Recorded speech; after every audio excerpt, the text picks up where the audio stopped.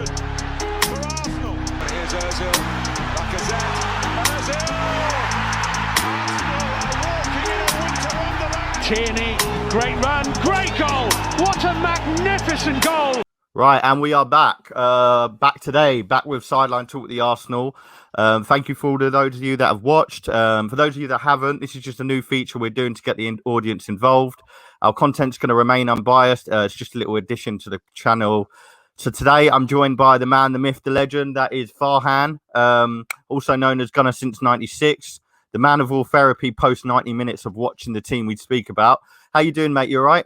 Yeah, very well, very well. I'm very impressed with your introduction. Not many people get my name right, so that's a good start. But no, yeah, I'm doing well. I'm doing well. After a very, very good couple of results, it's been a good week. It has, mate. We'll get into it. It's been brilliant. Right, so obviously life's a bit normal again. We're close to being back in that stadium, so we can't complain. And like you say, we're off the back of a win, which hasn't happened a lot this season. So we'll get cracking. I don't want to disturb you on this bright, shiny day. So let's go way back, because obviously me and you have been talking for a while off social now. But when you first started to support and watch Arsenal, what made that happen? How did that come along? So I was born and brought up in North London, very close to Highbury. So I was born in Islington in Archway. I don't know if you're familiar, very close to Finsbury Park. And it's a very funny story, and I hate to say it. I hate to remind myself of it. But when I was very young, when I was in primary school, one of my best mates who used to live next door to me, he was a Tottenham fan, he was a Spurs fan. And back in them days, in primary school, you often have 7 or 8 different best friends, and they alternate every other day. So there was a day where me and him were like best friends, like we're really, really close. We went to the library and we picked up the Tottenham book, and he gave it to me, and he was like, "Oh, have a read of this." So I was having a read of it, and then I decided that I was going to be a Spurs fan. And then I went home, and obviously, we stopped being we stopped being best friends, and that sort of faded out a little bit. But that's my first ever sort of like footballing memory where I pledged some sort of an allegiance. But being like a 7, 8-year-old, however old I was, I don't count that as a legitimate sort of pledge of allegiance. So, but my whole family are sort of Arsenal fans, my uncles and stuff, and he's got a season ticket and he goes quite regularly. He's moved to Hong Kong since then, but I think the first footballing memory that I have was the Champions League final. I must have been in like year 6, year 5, year 6. And I just remember watching that game with a bit of interest but not really feeling the emotion. So luckily I wasn't clued up enough to feel the heartache of what was happening. But yeah, of course. Yeah, it was basically the last year where we were posted at Highbury, and then when we moved to the Emirates, things started to develop a little bit more. I started to become a little bit more involved, and football started to take over my life gradually up until this point now. Yeah, that sounds good. I mean, a lot of people so far, everyone that has come on so far, and a lot of people I know just off air have all said the story sort of starts with their best friend. So looking back, I don't think you'd probably want to go and have a read of that Tottenham book anyway. No, nothing in there anyway. It's all empty. Yeah, empty like the cabinet. Right, so obviously. So you've obviously liked them for quite some time now. So I've watched your stuff. I've been on your channel. I know that you're quite involved and you look into things like more, which is great. What has been your favourite moment so far of being an Arsenal fan? And I'm going to say you can't say the Invincibles because I know this is going to be an obvious one for most people. But what have you sort of enjoyed? What moment in that time? Yeah, it's a shame. It's a shame that I can't, because obviously I wasn't old enough to. I was alive, but I wasn't old enough to remember what had happened, and I really wish I was born 10 years earlier so I could enjoy it and go through the Wenger era and the David Dean era and all that kind of stuff. But look, I think being an Arsenal fan, being a relatively quite young Arsenal fan, and having been reminded of all of the history and all of the good old days, the Invincibles and all that, and the double winning teams and etc. You live to see that moment again, or you live to try and see as close to that moment as possible. So I remember when we were going through our 8-year trophy drought, and that was painful for me because I really wanted to see Arsenal win a trophy and be able to properly be involved and invested. And so when we won the FA Cup finally, and I think it was where we came back from 2-0 down to Hull, and then we beat them. We came back miraculously, and that was a really good team actually. Compared to what we see now, that was a really good, technically gifted team. But yeah, winning that FA Cup trophy for me was a massive highlight so far. Yeah, brilliant. And like you say, the team we had then was just exceptional. Aaron Ramsey, of course, legend. I remember that game. That was literally the most mixed emotions of my life. Luckily, I was only about 10, 11 years old when the Invincibles happened. So I was sort of just escaping that primary school, secondary school into... so it was a good time for me to sort of be watching football because I knew what was going on. Like, I knew the heads, I knew the names. And yeah, it was just a great time to be an Arsenal fan and sort of rub it into my friends. But yeah, I mean, like you said, we had quite a tough time in terms of trophies. We touched on just before a minute ago and how we've just come off a win. So things are looking up. They haven't been the team they maybe once were. But, you know, we're in the semi-finals of a European competition. We can't really complain at the moment. Perhaps the league's not gone our way, but it's gone quite well in terms of where we were expecting a couple of weeks ago. I don't think many people would have thought we'd be here, but the team's brought on form. What do you think has made that form change? Because obviously, I remember some weeks ago we were in the same discussion on Anthony's channel or when we were talking ourselves. There was a lot of more negativity towards the team. What do you think has brought on that form that started bringing in these results? I think this has been a journey of development and of changing a process that we've been so used to seeing. So, and I think it started ever since Arsene Wenger left. And, you know, we can touch on that a little bit because we've got a club here who's been run for 21 years, 22 years under the same management, under the same leadership, going through the same system, the same protocols, year in year out, and then ever since he leaves, it's like it's a bit of a culture shock to everyone. It's like, what do we do? Everyone's looking around clueless. No one really knows who's going to take over. All of a sudden, last minute, Unai Emery comes into the mix, someone who was totally unexpected to take the hot seat, but eventually, you know, he's assigned the role of head coach. They've scrapped the management role. They've appointed Edu. They've appointed Raul Senyehi, and you know, things are beginning to change a little bit. The Cronkies are changing hands as well, with Stan passing it down to his son, and yeah, I mean, inevitably, there's always gonna be some sort of turbulence whenever any business goes through that type of drastic change. So and you have to give credit to Unai Emery for handling it the way that he did, but I'd argue that at the end, he left the club in a worse position than it was left off when Wenger left. And so when Mikel Arteta came in, it was really almost an impossible job for him to turn around, because you have to remember that him being a brand new manager, his first gig as a manager, and not having any experience and just coming off of retirement as well. He'd only been at City for 2 or 3 years, albeit under Pep Guardiola. But you're thinking, in a position where Arsenal were, you're expecting an experienced manager with some real pedigree who can lead this club to stability. You know, we're never going to see Arsenal go back to the glory days of challenging for top 4 and, you know, maybe winning an FA Cup or a trophy. You know, for me, that was beyond my wildest dream. To win a trophy after Wenger left, I didn't see it happening for at least 3 or 4 seasons. And so when Arteta came in and he won the FA Cup, it showed me 2 things. It showed me that he has the ability and the potential to lead this club back to stability, but also progression. You know, we have a chance now of really picking ourselves up and fast tracking that process.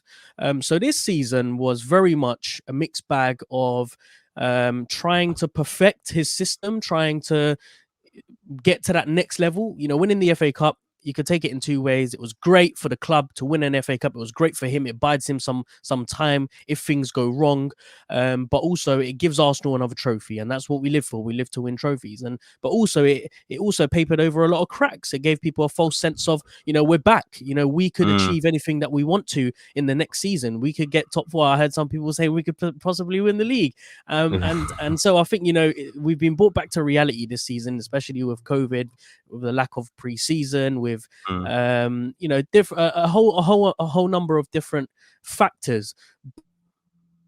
But what I have noticed is a development in the way that we play football. And this is something which has been, I think, hasn't been watched as closely as perhaps it should, because under Unai Emery, I don't think many of us can identify a style of football that we were playing, or an effectiveness in the way that we were playing football. But under Arteta, there is a clear system. There is a clear way that he wants to play the game, and it's replicating positive results. We only need to look back to, the first game of the season against Fulham, where arguably one of our best performances, and it went a little bit downhill from then. But after Boxing Day, things have been looking up a little bit. But ultimately, I do see Arteta almost sort of sharpening his tools this season, perfecting them, and almost getting ready for next season, which will ultimately be the one to watch out for, and the one to be critical for. This season, you can give it to him for you can give him a year, having won the FA Cup, to really put his plans into motion. But it takes a while. It takes some time. It's understandable that fans want it straight away, and being Arsenal fans as well, being promised so much and not given anything in return from moving from Highbury to the Emirates. But yeah, we do need to be patient with this manager and with this group of players, and there's plenty more to come with a summer transfer window that's absolutely crucial. Let's see if the club back him, and let's see if he gets it right, because if he does, then I think next season might be one to watch out for. Definitely, I echo that. I'm excited. I think if it wasn't for Europa League now, I think it would be a case of a lot of us just sort of wanting this season to be over, see what goes on in the summer window, see what happens. So we obviously we play tomorrow, Fulham at home. Realistically, you look at that, and I know I speak like I'm saying what most people know, but on paper, we should find this easy. Should be a time of, resting players and getting that freshness back in certain individuals that have had a good game in the week. So there's certain ways we can go about this, because certain injuries have not really gone in our favour at the moment. I'm pretty much sure we've got an injury in every position right now. We don't know obviously what's going to happen with Odegaard. It's a bit of a different situation. So what I'm going to sort of tell you my perhaps lineup that I could go with. Yeah. And I want to hear your opinion on who you would put in place, or what you think shouldn't be there, who should be rested, because there's only so much he can do at the moment with you got your likes of Aubameyang that's sort of doesn't look like he's going to come back. So we look at this position at the moment. So you've got some of them players there. I mean, the defense is a tricky one again, because you've got the left back. Who can you play there at the moment? Not really too many players. I know people spoke about Xhaka there, but let's be honest, it's not ideally the best situation. We don't want to see it repeated. I think he's quite important in that centre midfield, and at least until we sign someone in that position, we can sort of move forward. Up top, of course, the world's our oyster. We've got Saka back. He was amazing. Pepe back as well, but I think ideally with that sort of front three, with your Nelson, Nketiah and Willian, even Martinelli, you could even put Martinelli in there, to be honest, because he didn't play he's had a bit of a rest, so it's like, he's fresh. It's a good time for him to sort of be up to speed. And next week we've obviously got Everton as well. What would you do in terms of the lineup tomorrow? What decisions do you think he should make? Well, I think first thing to mention is that Fulham are sitting 18th at the minute, and they are currently they've still got a chance of surviving, haven't they? Yeah, they're 6 points behind Newcastle, and the interesting thing about this is that Newcastle play in a couple of hours against West Ham at 12:30.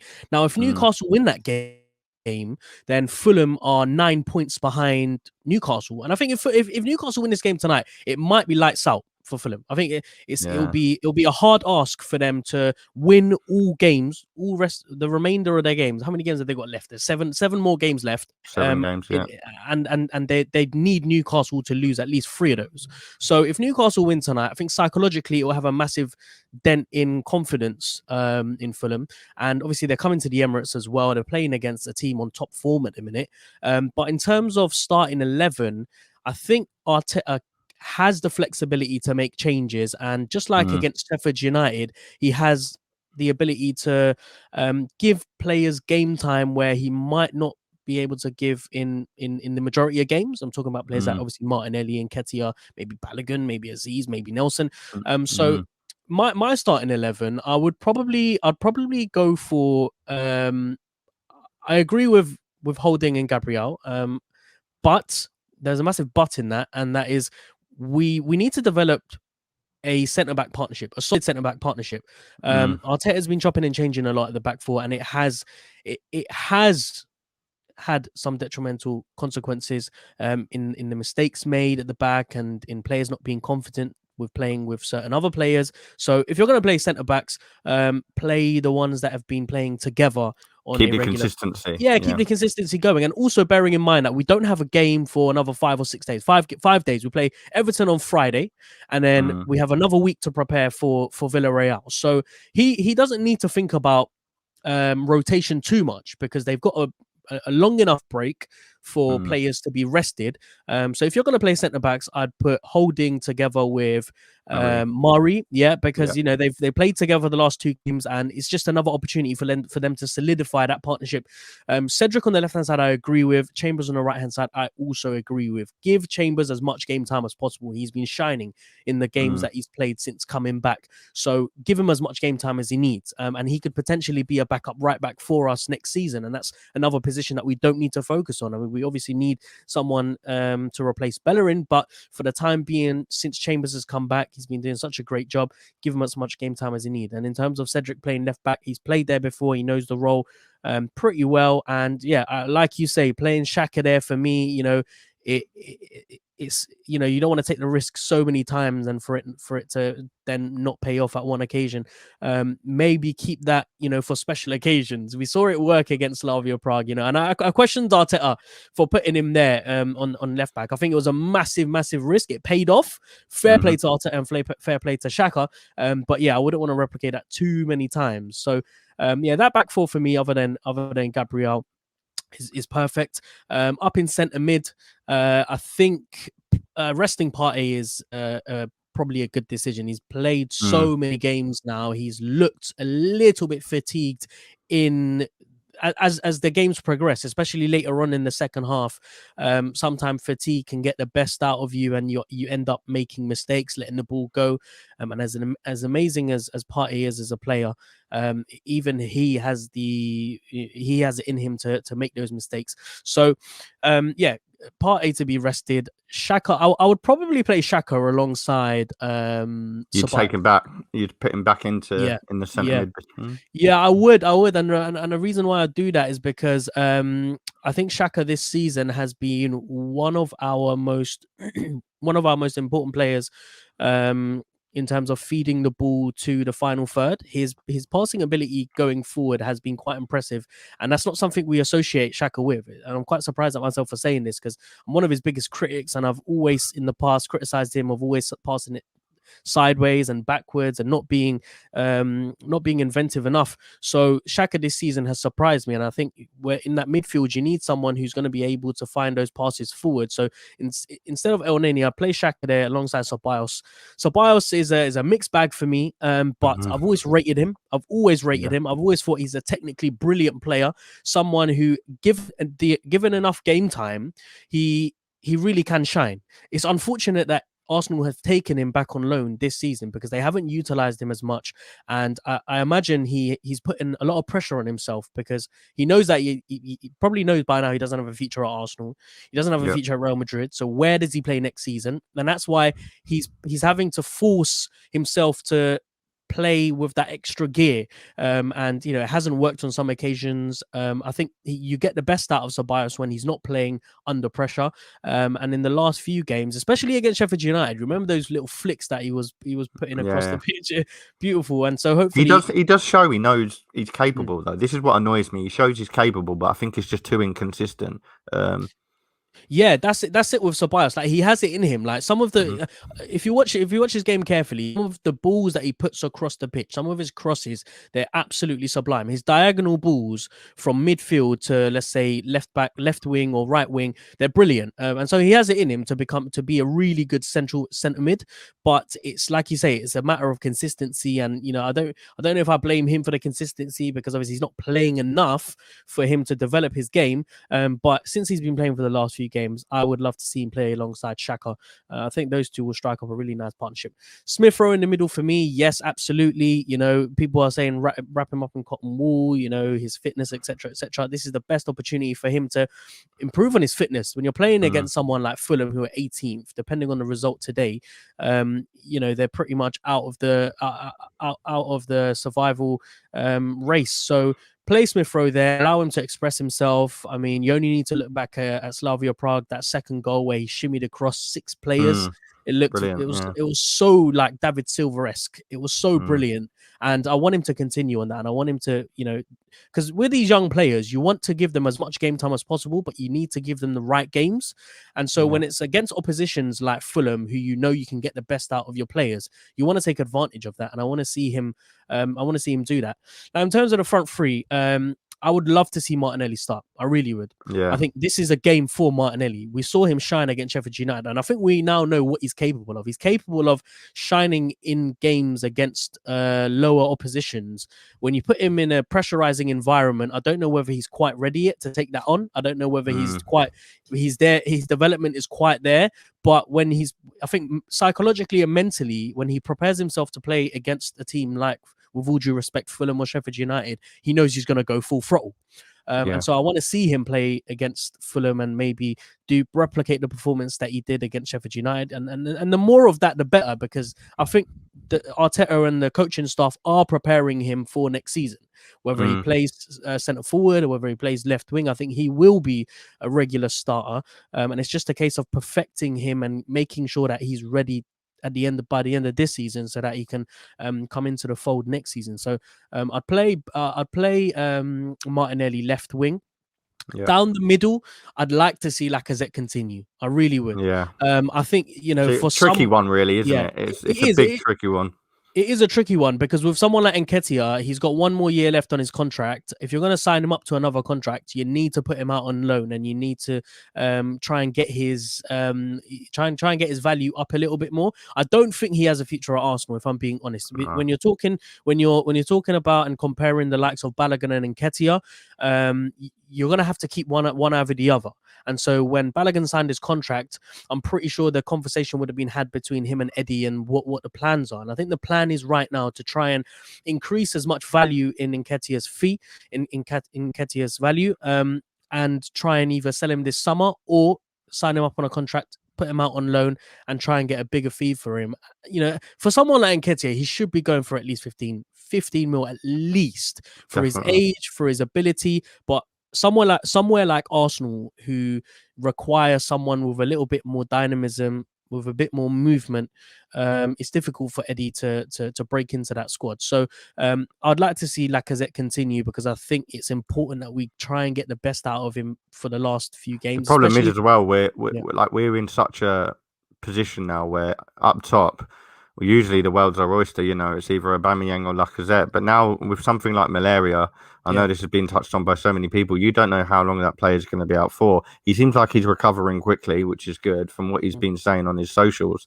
But now the fact that we can only rely on Lacazette is quite massive, considering this season we've not even seen that much of him. Like, he's been our top scorer, but a lot of the time he has came on off the bench and had that influence. You've not really had to count on him, whereas now it's like he has to be in that lineup realistically. I think in terms of Eddie, what you touched on with the value and sort of being in that shop window, he is gonna, like, this would be my preferred lineup in terms of what it will be. There will be so many different changes. Gabby will be in there. And rightly so, Gabby deserves it. But it's, again, Nelson, how much longer is he going to be in an Arsenal shirt? He sort of needs to be in that shop window as well. And if you're not playing, we're going to probably clubs will make monkeys out of us, because they'll just rightly say, right, this player's not playing, this player's not in form. We're going to give you this. And to be honest, if we're needing the money there and then, and we need to shift that player, we're going to have to accept it. But yeah, Lacazette on the spot, I completely agree with that. Yeah, so I mean, the thing with Lacazette is we've seen two sides of him. We've seen a Lacazette who hasn't been hitting top form, hasn't been able to take his opportunities. The first leg of the Europa League showed that, lacking in confidence. But all of a sudden, I don't know where it's come from, but the confidence has filled him right to the brim. And so if you want to continue, if you want to see a continuation of Lacazette scoring goals and doing what he does best, and also just his work rate overall is enough for him to warrant a place in that squad, in that team. So yeah, Lacazette for me starts up front, and then rather than playing Nelson on the left hand side, I'd like to see him on the right hand side.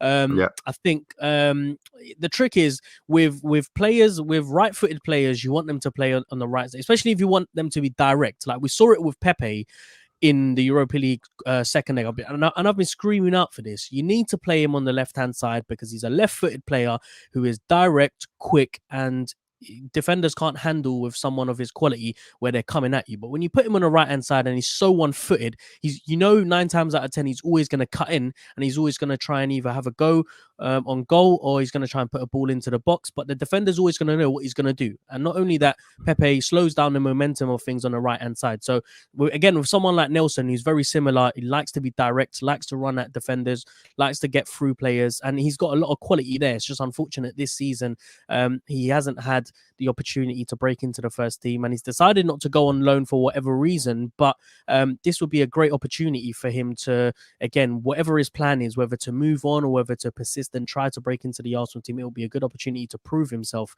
down that right hand side. But yeah, but that would be my starting 11.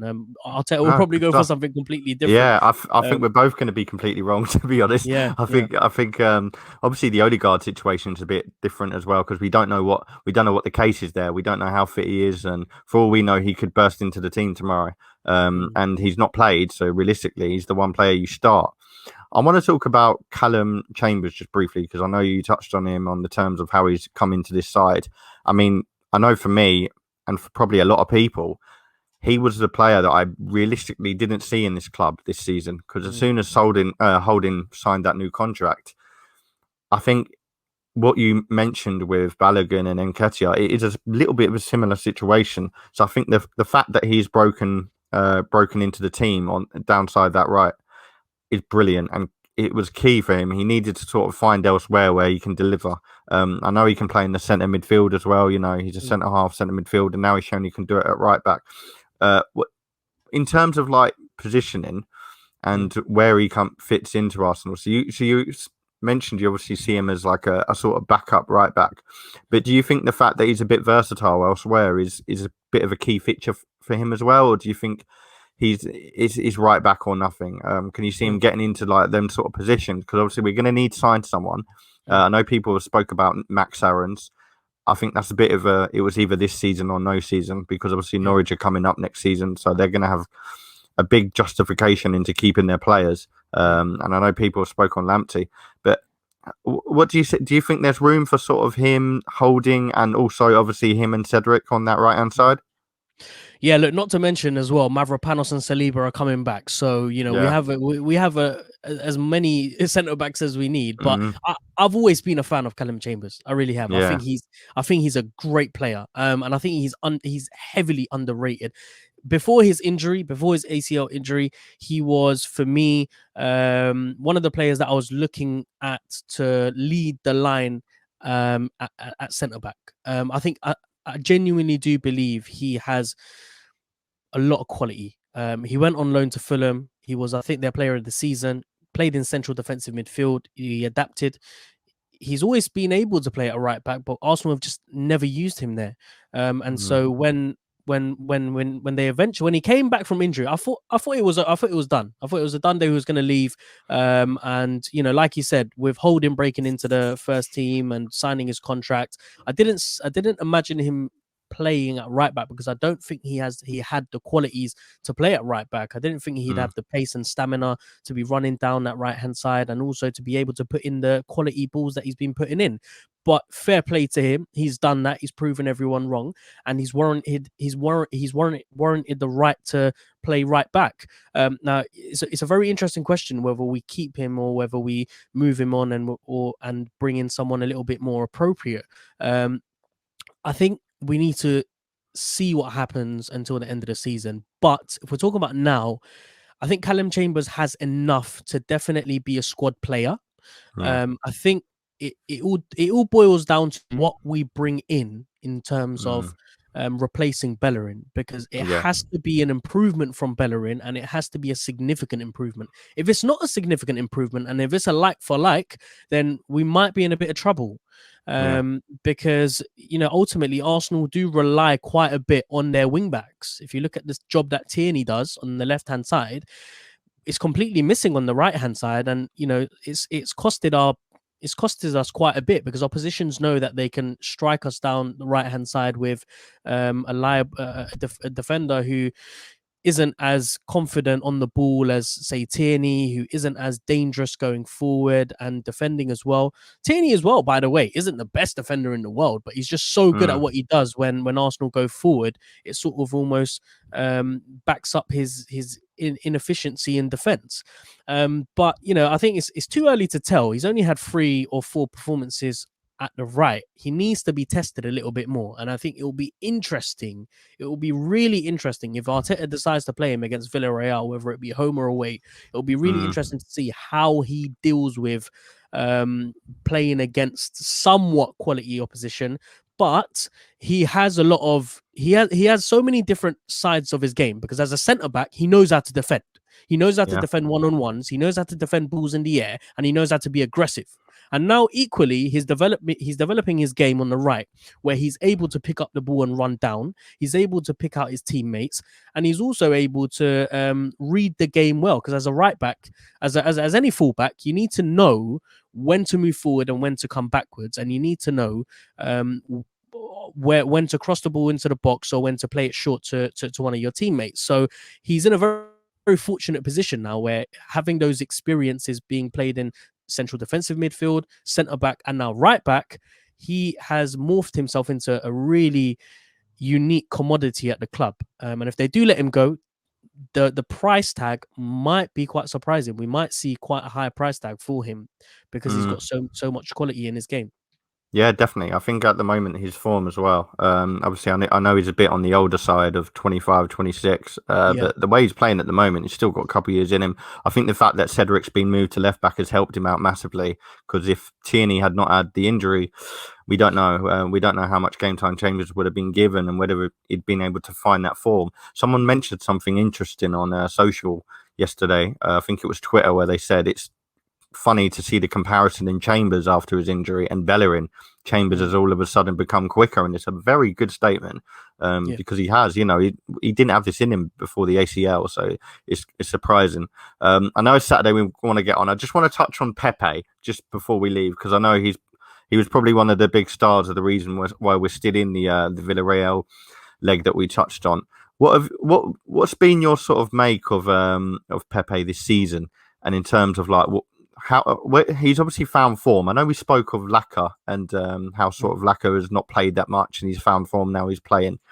Pepe's an older one for me, because he plays down that right wing, which, like we've said, it's a bit full. There's quite a lot of players that you can play there, and you really have to show you find fit. What did you make of him on Thursday? I mean, there's a lot of players to go on, but I just wanted to touch on Pepe, because I know he's someone that really seems to come out of a nutshell when you least expect it. Well, look, here he is silencing his critics. Yeah. Down the left-hand side for me, Pepe is absolutely brilliant. And it frustrates me a little bit, because I'm someone who is able to read things quite well. I like to think I do anyway. And I'm quite certain when I make certain analysis of different players in different situations. And I can pretty much tell you, whether someone is fit to play at Arsenal or not. But Pepe, on the other hand, is someone who I can't put my finger on him. I don't even to this point now, I don't know what it is that whether Pepe is the finished article, number one, and whether he is good enough and consistent enough to play for Arsenal.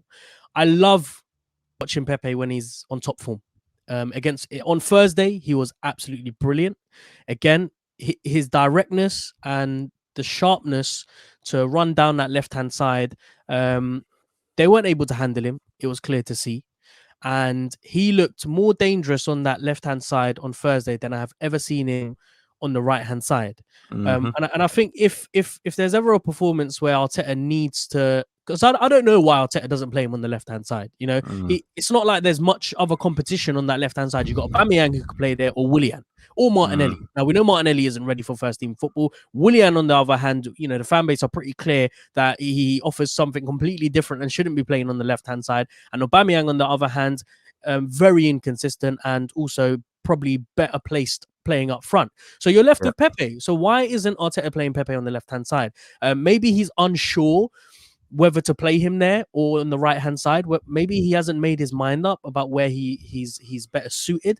But if he needed a game to make his mind up, it was Thursday. And hopefully now that we've been given like a verified tick and a verified analysis of him on the left-hand side, hopefully now he is continued to play on that left-hand side, because I'd like to see more of him there.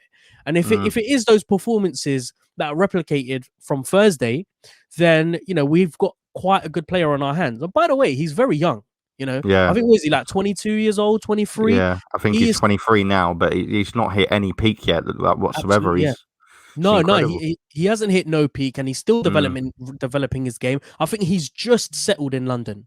I think with Pepe, it's been quite difficult with someone like Pepe, because I know it takes different players different amount of time to settle. But I remember when Pepe first came in, and he did seem quite reserved, and he did seem quite like keeping to himself. But now it seems as if he's found his click around Lacazette and Aubameyang. He's sort of molded himself into the squad. He seems a lot more happy. We see more smiles on Pepe. I mean, I remember the memes of Pepe's face, never smiling and always keeping that straight face. But now he seems like he's settled in and he's ready for a full season where we could see something special. So look, bring on next season. If he doesn't shine next season, then we might need to have the conversation about moving Pepe on. But I think we are still seeing a player who is developing and going on that upward trajectory. And I think it's also down to Arteta for getting the best out of him. Definitely. Yeah, I think Arteta's done wonders there. Because I think once he came into this team, like you said, he needed some time to click. But I don't know. I think the struggle is you just need to keep playing him. And when you've got so many players there, who do you pick? Martinelli, you've got a good excuse. Pepe, you've got a good excuse. And like you say, with wingers, you can play left or right. Realistically, it just depends if it works out. Before we wrap up, I want to sort of get your prediction on tomorrow's result, and I want to find out how you just quickly. I'm going to ask you to sort of tell people about your channel, because obviously people are going to listen in and they're not going to sort of know where you are or where they can find you. How long is it that you've been doing your therapy, shall we say, and your and obviously the stuff you do, because I've seen a lot of it and I know you go into it with sort of the knowledge. I know you've said how you become an Arsenal fan. How long is it you've been sort of doing the work that you do and sort of getting the analysis on, because it goes into quite some depth. Well, you hit the nail on the head there. It genuinely did start off as sort of therapy for myself, because being an Arsenal fan, and I don't like to go on about it, but Arsenal really does revolve around my life. It's getting to a point now where my wife's getting sick and tired of it, and yeah. But look, I remember very clearly the moment where I said I have to do something about this, and it was the game where we I think lost to Burnley at the Emirates, and it was when we were going through that really dark and abysmal sort of form of run of games, and I said to myself, look, something has to be done now. I used to watch AFTV quite regularly, but with AFTV it's something which is you either love it or you hate it. Now I love it for the fact that it brings fans together and it gives them a voice, but sometimes I hate it because of how sometimes fans are caught at the worst moment. They're almost at their lowest point where they could be saying anything and not making sense of it. And so myself, when I watch football, I like to analyze things and I like to look at things in depth, and I like to make sense of things. So I thought after the Burnley game, right, I need to do something about it, because I was losing sleep and I was thinking about it too much. And I thought, let me start my own podcast show. So I started the Arsenal Therapy podcast, which was it started off as just me sitting down talking about the game, and then I got a co-host, James, who's brilliant. He's a 20-year-old kid, but he sees the game in a similar light. Really bright young man, and we both do it together now. But I started my YouTube channel 4 months ago, in January. So just after New Year's, I thought, this might be a good opportunity for me to maybe use it as a New Year's resolution excuse to create a channel and do it, because I've been doing YouTube for quite a while, and also podcasting. I had a YouTube channel 5 years ago where I just used to do like vlogs and stuff like that, quite into videography and that kind of stuff. And so I thought, it'll be quite easy for me to just set up a channel and just get on with it and just do it. So I did it, and here we are talking about Arsenal, and it's helped a lot, because not only do I get to speak about Arsenal and just get things out of my head, but also I get to meet amazing fans. And I'm someone I'd like to describe myself as someone who's quite extroverted. Like, I don't really have a massive group of friends. I'm very independent. I like to keep myself to myself. But where I've come into this space now, and I've met so many Arsenal fans, it's like a breath of fresh air. It's just so nice and healthy to be talking to, whether it's like-minded fans or whether it's fans with an opposite agenda or viewpoint. It's so good to just sit down and talk about something that we love. But that's my story there, and hopefully it continues, and hopefully Arsenal bring us some good successes and some trophies to smile about and to talk about, and some memories to make. But in terms of the scoreline prediction tomorrow, I do think it will depend on what happens against Newcastle, because like I said, if Newcastle win, they're playing against West Ham. The chances of them beating West Ham are quite slim, but if they do, then they're 9 points clear, and it might be a stretch too far for Scott Parker to get them out of that relegation zone. But if they lose, which is most likely the case, then they will say to themselves that they're only 6 points behind. They're only 6 points behind Newcastle. The goal difference, Fulham have a better goal difference than Newcastle. So Newcastle, let's have a look at, just very quickly, Newcastle's remaining few games. They play West Ham, then they've got Liverpool, then they've got Arsenal, then they've got Leicester, then they've got City. The next 5 games for Newcastle look dreadful, absolutely dreadful. Whereas Fulham, on the other hand, their next 5 games are Arsenal, Chelsea, Burnley, Southampton, United, and Newcastle. I think this is where it goes. This is the thing with Fulham. I think a lot of people saying how last week they were pretty much down. I think that is why. You look at them games. Realistically, we should be one of the games they're going for, because Chelsea are in a real big position for top 4. Nothing's guaranteed. United, their top 4 positions pretty much confirmed. But I think if they want to continue, they've got Europa like us. They want to keep up their fine form and be on that winning run. Burnley. They got Burnley, Southampton, and Newcastle. Newcastle's the last game of the season. That could be a pivotal game. I hope it is, because it'll be quite exciting to talk about as well. It'll get us going. Yeah. But and so that's why I was going to say, so that's why I think Newcastle, the Newcastle game will be interesting to watch and see what happens. But, most likely case they will lose. And if they do lose, then it's going to be a tight game. And, playing at the Emirates as well, it might be a little bit of an advantage for us. But Arteta, it doesn't matter what he says, Arteta will be focused on the Europa League. And, like I said, depending on what the starting 11 is, Fulham will go for it. They've got a really good squad of players as well. They've got some players who are really beginning to shine late on. I don't know what they were doing in the beginning of the season, but they're finally shown that they've got some quality in them. And so it will be sort of battle of the paces, because I think they've got a really pacey squad, really fast, quick players. And I'll never rule out Arsenal in any game, so I'll go for a 2-1 win.